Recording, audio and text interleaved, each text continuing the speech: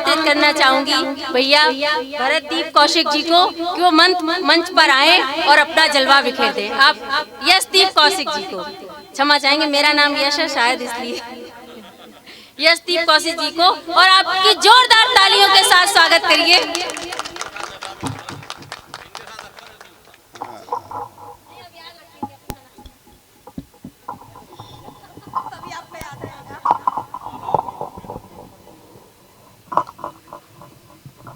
हमारा नाम हमारी घरवाली याद ना रखे, ये क्यों रखेंगे ऐसा? बहनें तो याद रखती हैं, और जबकि नाम भी सेम है। हाँ सही कह रहे हैं आप। खैर, हो भले थोड़ा ही पर हम भी असर रखते हैं। क्या बात है, क्या बात है। लोग नाम याद रखे ना रखें और थोड़ा ही रखते हो पर है असर तो है। मानेंगे डॉक्टर साहब? बिल्कुल नहीं, मानना पड़ेगा। ये बता रहे थे डॉक्टर साहब बैठे हुए हैं, हमारे ये एक और डॉक्टर साहब बैठे हुए हैं, एक इधर भी डॉक्टर साहब बैठे हुए हैं। अब हम डॉक्टर नहीं है तो इसका मतलब थोड़ी नाम भी भूल जाओगे हमारा आप। अच्छा, नहीं डॉक्टर बनकर भी इन्होंने कौन सा तीर चला लिया? काम वही कर रहे हैं जो मैं कर रहा हूँ, कोई अलग काम नहीं कर रही है। कि हो भले थोड़ा ही पर हम भी असर रखते हैं। क्या बात है, क्या बात है। ताली बजाओ एक बार ढंग से। हाँ, और भाई अलेश बेचारा एक एक के पैरों में लौटने को तैयार हो गया था कि ताली बजा दो भाई प्लीज। और ज्यादा दुख यूं हो रहा था कि वहां घर जाकर के लंबी चौड़ी कहानियां सुनाता है। आज मेरे कवि सम्मेलन में लोगों ने खड़े होकर के ताली बजाई और आज घरवाली यहीं, सारी इज्जत का फलूदा हो गया। तो बेचारा एक एक से रिक्वेस्ट कर रहा है। और ऐसा नहीं है कि देखो कि तालियों से कवि की कविता श्रेष्ठ सिद्ध हो जाती है। कवियों को श्रोताओं की तालियों की क्यों जरूरत पड़ती है, इशारे में बात पहुंचाता हूं और उसके बाद फिर मेरे बाद आने वाले कवियों को कम से कम ताली के लिए मेहनत ना करनी पड़े कि क्यों कवियों को तालियों की जरूरत पड़ती है। कि जिस तरह से गीत को संगीत की, गुरमीत को हनीप्रीत की, कि जिस तरह से गीत को संगीत की, गुरमीत को हनीप्रीत की, सपेरे को बीन की, जलोटा को जसलीन की, मछली को पानी की, बुढ़ापे को जवानी की, बच्चों को संस्कार की, व्यापारी को बाजार की, मरीज को डॉक्टर की, नेता को वोटर की, समोसे को आलू की, बिहार को लालू की, मोदी को बड़ाई की, राहुल को लुगाई की, फेसबुक पर लाइक की, सैलरी में हाइक की, चोर को मौके की, मौके पे चौके की, गालों पे लाली की और जीजा को साली की जरूरत पड़ती है। इसीलिए हम कवियों को आपकी ताली की जरूरत है। तो बजाओ सर एक बार जोर से ताली, कलकत्ते वाली कोई कवि ना जाए खाली। और जो ना पीटे अब भी ताली, उसको पीटेगी घरवाली।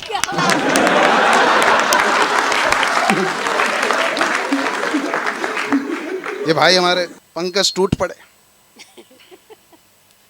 बुरी तरह से टूट पड़ते हैं बस में किसी भी विज्ञापन को देख करके। वो एक बार बस में जा रहे थे तो उसी बसों में एक शायरों और कवियों की कोई टीम जा रही थी, आपस में कविताएं सुना रहे, शेरो शायरी सुना रहे। भाई पंकज हैं कविता प्रेमी, ये भी खुल करके दाद दे रहे, भाई वाह वाह बहुत बढ़िया बहुत बढ़िया। उन्होंने कहा ये तो कोई हुनर का पारखी आदमी है। बोला भाई साहब आप भी सुनाओ। बोला नहीं नहीं नहीं मैं कुछ नहीं सुनाता। बोला नहीं नहीं सुनानी तो पड़ेगी आपको, आप हर एक बात को बारीकी से पकड़ रहे हो, आप भी सुनाओ। अब इनने सोचा यार अच्छा फंस गया। अब इनका तो आदत है विज्ञापन देखना। ये खड़े हो गए, इन्होंने सामने एक बस की खिड़की पे एक पंक्ति लिखी हुई नजर आई। इन्होंने कहा ले बन गई बात। बोले फानूस बनकर जिसकी हिफाजत खुदा करे। बोले वाह वाह वाह वाह वाह भाई बहुत बढ़िया बहुत बढ़िया। अब एक शायर जोश में आकर के खड़ा हो गया, भाई वाह वाह वाह वाह, और खड़ा भी वहीं हो गया जहां वो पंक्ति लिखी हुई थी। उसके सिर के नीचे दूसरी पंक्ति छुप गई। अब ये धर्म संकट में बोले फानूस बनकर जिसकी हिफाजत खुदा करे। अब दूसरी पंक्ति नजर नहीं आ रही कि वो आगे अड़ गया, वाह वाह वाह वाह कर रहा। बोला भाई आगे बोल। बोला फानूस बनकर जिसकी हिफाजत खुदा करे। फिर इनको दूसरी पंक्ति दूसरी खिड़की पर नजर आई। बोले फानूस बनकर जिसकी हिफाजत खुदा करे, सवारी अपने सामान की रक्षा स्वयं करे। हो भले थोड़ा ही। अब शुरू हुआ है कवि सम्मेलन। ये फालतू की बातें चल रही थी। भाई पंकज अंगार बोले मैं आगरा में खड़ा हूं। ये कोई बताने की बात थी? सबको पता है आगरा में खड़े हो, इसका मतलब सही जगह पहुंच गए हो आप। हो भले थोड़ा ही। यहां प्रायोजित फायरिंग करवाई जा रही है, हमें हल्का मत समझ लेना। नहीं रखी है। हाँ रखी है तो बजाओ एक मेरे लिए भी। ऐसे ले लेना बाद में, हल्के में ले रहे हो, लिफाफा मिलेगा हमें भी। हो भले थोड़ा ही पर हम भी असर रखते हैं, इस जमाने में हर एक पल की खबर रखते हैं। पानी पानी हुआ, पानी पानी हुआ, हर कोई तेरे जलवों से, आग पानी में लगाने का हुनर रखते हैं, आग पानी में लगाने का हुनर रखते हैं। फायरिंग नहीं हुई अभी तक, कर दे यार भाई, पैसे दे दियो। 4 पंक्तियां कि सहज सीधा सरल हो जो, उसे कमतर समझते हैं। कि सहज सीधा सरल हो जो, हल्के में ले लेते हैं लोग। कि सहज सीधा सरल हो जो, उसे कमतर समझते हैं। समझते रहो, मैं भी भूल गया, पंकज भी भूल गया था, मैं भी भूल गया। अच्छा कोई बड़ी बात नहीं है, जो ओरिजिनल कवि होता है वही भूलता है। क्या बात है? हाँ नहीं सही बात है। जो दूसरों की पढ़ता है रट्टा मार के आता है, एक फ्लो में सुना देता है, परंतु जो ओरिजिनल होगा वो भूल जाएगा। क्योंकि जो दूसरे की सुनाएगा 2-4 रट्टी होती, कभी भी सुन लो उससे। यहाँ रोज लिखते हैं, भूल जाते हैं, क्या करें। कोई बड़ी बात नहीं भाई साहब, मैं बता रहा हूँ सच्ची घटना।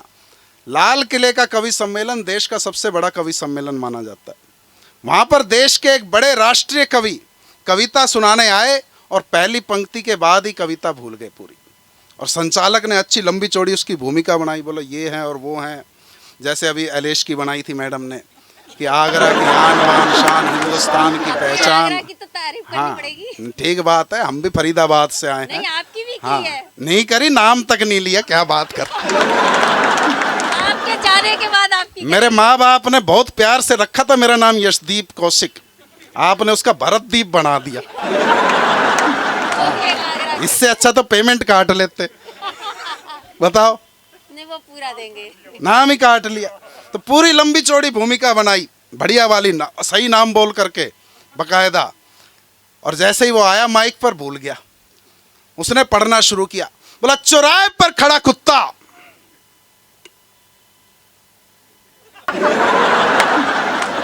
हो गए कुत्ते फेल। फिर दिमाग पे जोर डाला, बोला चौराहे पर खड़ा कुत्ता,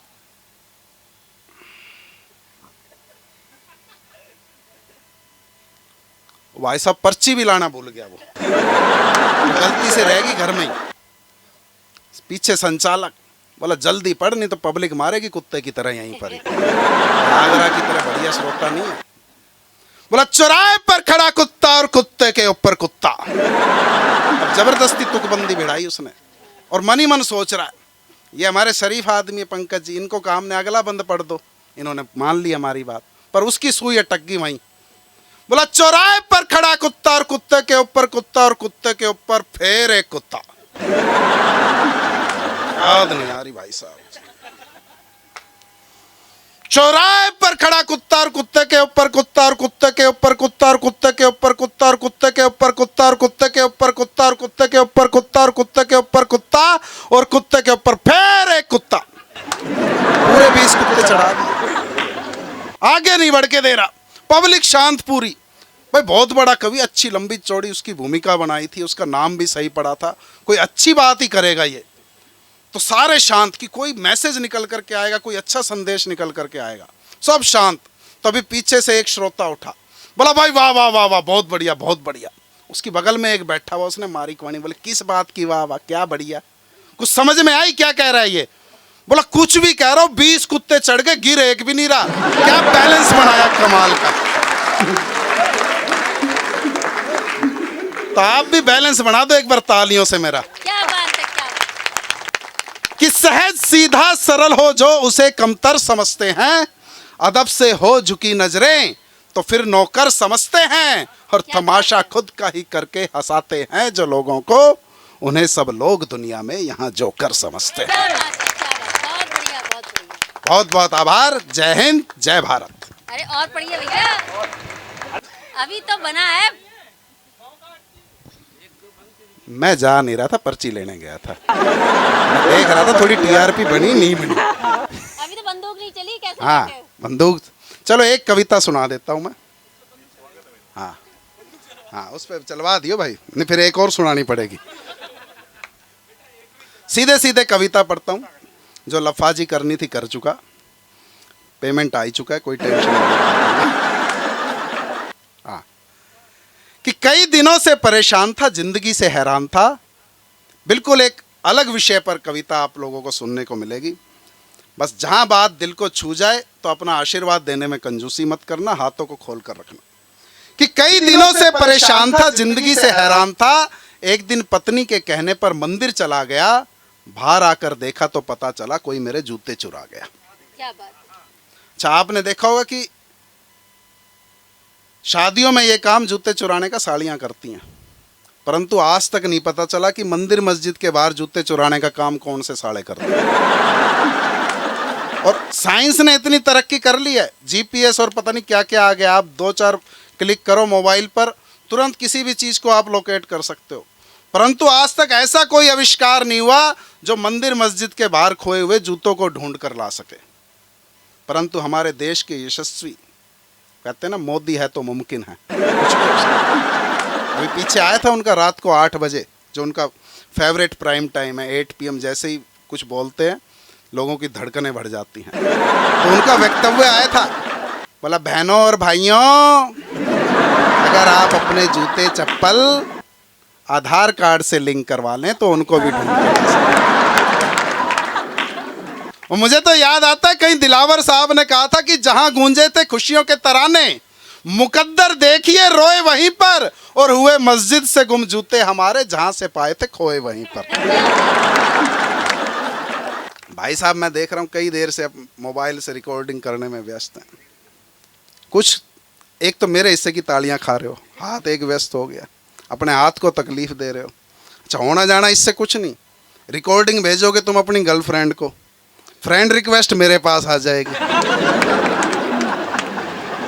घाटा ही घाटा है भाई इस काम में।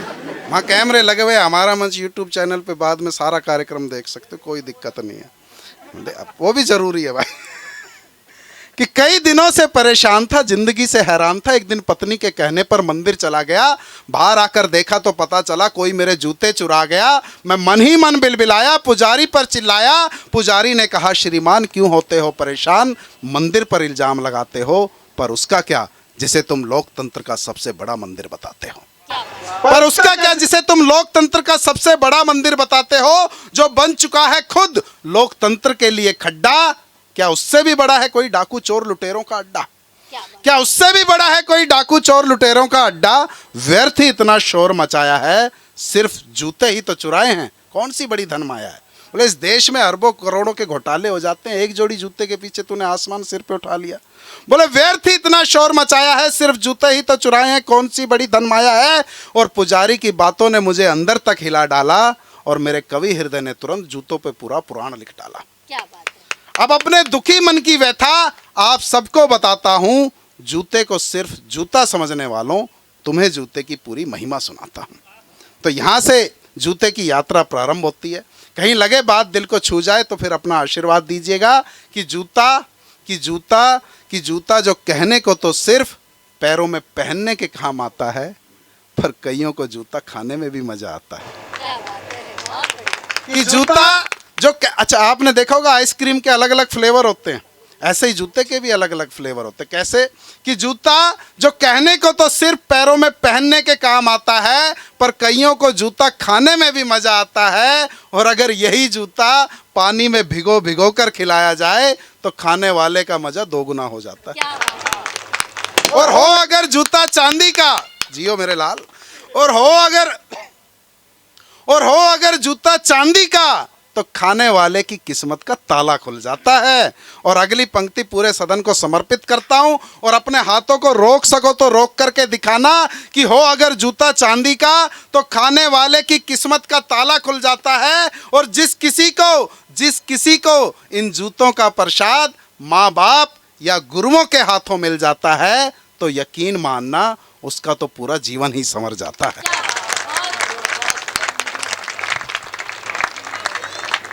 तो यकीन मानना नहीं, अभी खत्म नहीं, मैं जा रहा था, आपने पंगा ले लिया दोबारा बुला करके, अब अपने रिस्क पे। तो यकीन मानना उसका तो पूरा जीवन ही संवर जाता है। मगर गलती से अगर किसी को जूतों के खाने की लत लग जाए, मगर गलती से अगर किसी को जूते खाने की लत लग जाए तो दोस्तों वो जूतों का यार कहलाता है। और वो ना फिर प्यार की ना तकरार की, ना प्यार की ना तकरार की, वो तो सिर्फ जूतों की ही भाषा समझता है। और जूते को जरा भी कम मत समझना, और जूते को जरा भी कम मत समझना। जूतों का भी अपना गौरवमयी इतिहास है। और आगरा में ये बात कोई और कहीं कोई समझे ना समझे, आगरा जूतों के कारण भी बहुत प्रसिद्ध है। और यहाँ पर ये बात नहीं समझी जाएगी तो कहीं नहीं समझी जा सकती। एक इतिहास से तर्क उठा करके रखता हूँ और आपको लगे कि बात सच्ची कह दियो, सबका आशीर्वाद मांगता हूँ कि जूते को जरा भी कम मत समझना। जूतों का भी अपना गौरवमय इतिहास है, समय आने पर स्वयं को सिद्ध किया खास है। जूतों के पूर्वज जिन्हें कभी चरण पादुका या खड़ाऊं के नाम से जाना गया था, एक समय उन्होंने ही 14 वर्ष तक अयोध्या पर राज किया था। एक समय उन्होंने ही 14 वर्ष तक अयोध्या पर राज किया था। और जूता भले ही अपने मुंह से कुछ ना कह पाता है, परंतु पहनने वाले की समाज में औकात दिखा जाता है। परंतु पहनने वाले की समाज में औकात दिखा जाता है। जूता जो बन चुका हमारे जीवन का एक अभिन्न अंग है, जिंदगी में दिखाता ना जाने क्या क्या रंग है। मात्र कुछ उदाहरण आप लोगों के बीच में रखता हूं और फिर अपना स्थान लेता हूं कि जूता 2 पीढ़ियों को जोड़ने के भी काम आता है, कि जूता 2 पीढ़ियों को जोड़ने के भी काम आता है। क्योंकि कहा है कि जब बाप का जूता बेटे के पांव में आ जाए तो फिर बेटा बेटा नहीं दोस्त बन जाता है। तो फिर बेटा बेटा नहीं दोस्त बन जाता है। और जब कभी, और जरा भी हैरान मत होना दोस्तों, और जरा भी हैरान मत होना दोस्तों, ये जूता कई बार बड़े बड़े डॉक्टरों को भी फेल कर जाता है। कहाँ गए अरुण जी? चलो गए। कोई और डॉक्टर भी हो तो बस माफी मांगनी थी, हाँ माफ कर दीजिएगा कि ये जूता कई बार बड़े बड़े डॉक्टरों को भी फेल कर जाता है। क्योंकि सिर्फ सुंघाने मात्र से ही मिर्गी के मरीज को होश आ जाता है। सिर्फ सुंघाने मात्र से ही मिर्गी के मरीज को होश आ जाता है। और जब कभी ये जूता बड़ी बड़ी अट्टालिकाओं के भाल पर सज जाता है तो बुरी नजर से बचाकर एक माँ का फर्ज निभाता है। तो बुरी नजर से बचाकर एक माँ का फर्ज निभाता है। और ये जूता कभी यूं भी काम आता है कि सर फिरे आवारा मजनुओं के सर से आशिकी का भूत उतारने के लिए एक अबला का भाई बन जाता है। कि ये जूता कभी यूं भी काम आ जाता है कि सर फिरे आवारा मजनुओं के सर से आशिकी का भूत उतारने के लिए एक अबला का भाई बन जाता है। और जिसका कोई नहीं, बुरे वक्त में जूता ही उसका साथ निभाता है। वर की तलाश में भटकता लड़की का गरीब बाप हो या नौकरी की तलाश में सड़कों की धूल फांकता बेरोजगार हो, घिसा लेता है ये अपने तन को और अपनी जान पर खेल जाता है। नुकीले पत्थरों, राहों के कांटों या तपती रेत, सभी के जख्मों को हंसकर खुद ही सह जाता है। सभी के जख्मों को हंसकर खुद ही सह जाता है। और ये जूता सिर्फ दुख में ही नहीं, खुशियों में भी साथ निभाता है। ये जूता सिर्फ दुख में ही नहीं, खुशियों में भी साथ निभाता है। शादी के शुभ अवसर पर अक्सर दूल्हे की सालियों का जी ललचाता है। क्या बात है। शादी के शुभ अवसर पर अक्सर दूल्हे की सालियों का जी ललचाता है। और जूता चुराने के बदले शगुन के तौर पर इनाम भी दिया जाता है। और आजकल ये जूता अपने भाग्य पर तब भी इतराता है जब सारी चाक चौबंद सुरक्षा व्यवस्था का धता बनाकर किसी बड़े नामचीन नेता के मुंह पर चढ़ा जाता है। और आजकल ये जूता अपने भाग्य पर तब भी इतराता है जब सारी चाक चौबंद सुरक्षा व्यवस्था का धता बनाकर किसी बड़े नामचीन नेता के मुंह पर जड़ा जाता है। और वैसे ये जूता एक और काम में भी लाया जाता है, जब बड़े ही बेआबरू और टेढ़े किस्म के लोगों को हार बनाकर पहनाया जाता है। जब बड़े ही बेआबरू और टेढ़े किस्म के लोगों को हार बनाकर पहनाया जाता है। और आखिर में एक राज की बात बताता हूं, कहने में थोड़ा शर्माता हूं कि आजकल कवि सम्मेलनों में मेरे जैसा कवि डर डर कर कविता सुनाता है। क्या बात है कि आजकल कवि सम्मेलनों में मेरे जैसा कवि डर डर कर कविता सुनाता है, क्योंकि कई बार श्रोता तालियों के बजाय जूतों से ही अपना प्यार लुटाता है। क्योंकि अरे वास्तव में अनुभव की बात है। एक बार हमारा एक कवि सम्मेलन हो रहा था और ऐलेश कुदरती उस कवि सम्मेलन में संचालन कर रहे थे। तो वहाँ पर जैसे आज तो थोड़ी ठीक सी टीआरपी बन गई अपनी, दोबारा भी बुला लिया आप लोगों ने। वहाँ पर क्या हुआ, मैंने पहली एक कविता सुनाई, जैसे ही कविता खत्म हुई सामने से एक श्रोता ने जूता फेंक के मारा। मैं साइड में हट गया, जूता गया पीछे पंडाल के मंच के। मैंने ऐलेश से पूछा, मैं भाई बैठ जाऊं क्या? बोला एक जूते का करेगा भी क्या, एक और सुना दे। तो आखिर में एक राज की बात बताता हूं, कहने में थोड़ा शर्माता हूं कि आजकल कवि सम्मेलनों में मेरे जैसा कवि डर डर कर कविता सुनाता है, क्योंकि कई बार श्रोता तालियों के बजाय जूतों से ही अपना प्यार लुटाता है। और अब तो मुझे कहते हुए भी अफसोस होता है, देख देख कर मेरा दिल रोता है। कविता की अंतिम पंक्तियां, अंतिम प्राण पंक्तियां, या यूं कह लो कि जिन पंक्तियों के कारण ये पूरी कविता रची गई, वो पंक्तियां मैं आप लोगों की अदालत में रखता हूं कि अब तो मुझे कहते हुए भी अफसोस होता है, देख देख कर मेरा दिल रोता है कि चाहे हो जूता या फिर जनता, सिर्फ मंजिल पाने तक ही उनको फुसलाया जाता है। झूठे वादों की चिकनी चुपड़ी पॉलिश से चमकाया जाता है और मंजिल मिलने के बाद दोनों को ही बिसराया जाता है। और आखिर में जूतों को मिलता है कोना और जनता को पड़ता है रोना, जय हिंद, जय भारत।